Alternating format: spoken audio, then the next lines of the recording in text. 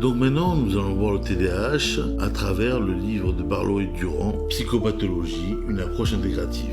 Barlow et Durand, dans leur manuel de psychopathologie, adoptent une approche intégrative. Ça veut dire qu'ils ne se limitent pas aux critères du DSM, mais qui prennent en compte les causes, l'évolution et les traitements. Vous avez les références dans la description du podcast. Sur la prévalence, le TDAH touche environ 5,2% des enfants et 2 à 3% des adultes. Il y a plus de diagnostics aux États-Unis et les garçons sont plus souvent diagnostiqués. Mais on sait aujourd'hui que les filles sont sous-diagnostiquées parce que leur TDAH est souvent moins hyperactif et plus inattentif.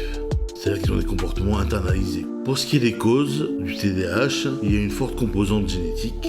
On observe aussi des différences dans les circuits cérébraux qui gèrent l'attention et le contrôle de l'impulsivité. Mais l'environnement joue aussi un rôle.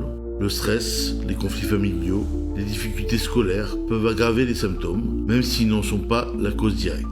Pour ce qui est des conséquences, le TDAH peut entraîner des échecs scolaires, du rejet social, des difficultés professionnelles et des comorbidités comme la dépression, l'anxiété ou les addictions.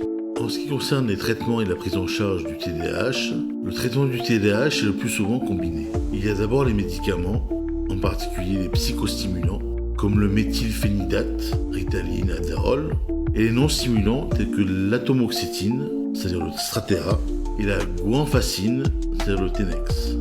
Ils aident à améliorer la concentration et à réduire l'impulsivité. Mais le médicament ne fait pas tout.